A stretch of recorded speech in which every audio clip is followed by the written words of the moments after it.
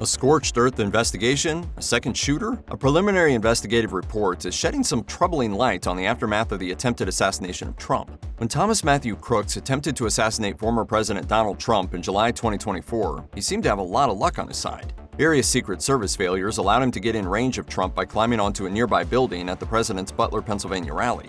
A series of oversights has caused plenty of blowback for law enforcement and government officials, who have been criticized for everything from not securing enough resources for the event to failing to properly escort Trump away from danger. So we're standing there, we're pointing at the guy crawling up the roof. And he had a gun, right? He had a rifle. A rifle. We could clearly see him with a rifle. Days after Crooks was shot after firing at the former president, the FBI reportedly decided to release his body back to his family.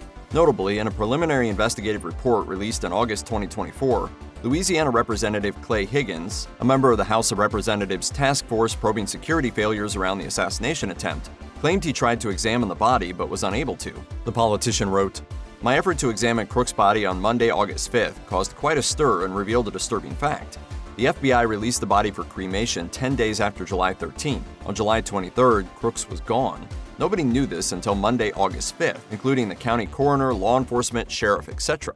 American trust in its government institutions isn't exactly at a high point, and the Secret Service failures around Thomas Matthew Crooks' attempt on Donald Trump's life suggest that won't be changing anytime soon.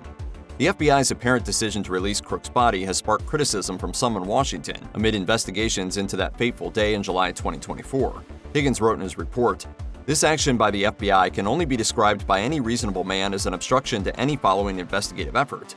He noted that on the day Crooks was cremated, both the Homeland Security Committee and the Oversight Committee had begun an investigation into the events of July 13th, saying, "Why then, by what measure would the FBI release his body to the family for cremation?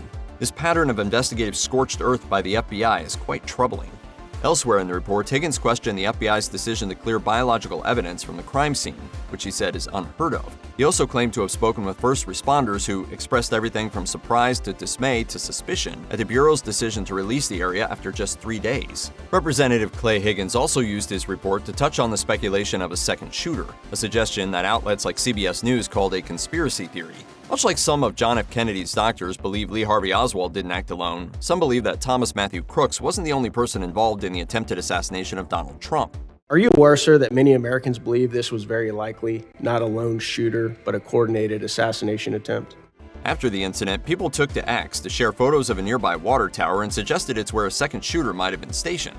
Higgins wrote in his preliminary report, "There are videos on the internet showing a dark figure or a shadow on the water tower on July 13th. According to CBS News, the shadows were likely from a vent and Pennsylvania American Water logo, and there's no evidence thus far that suggests a sniper was positioned in the area."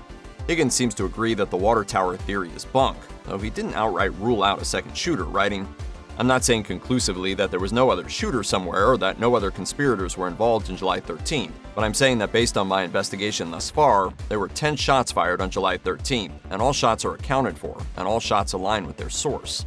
Given the prevalence of the second shooter theory in JFK's assassination, it seems that the details of the attempt on Trump's life may too be debated for years to come.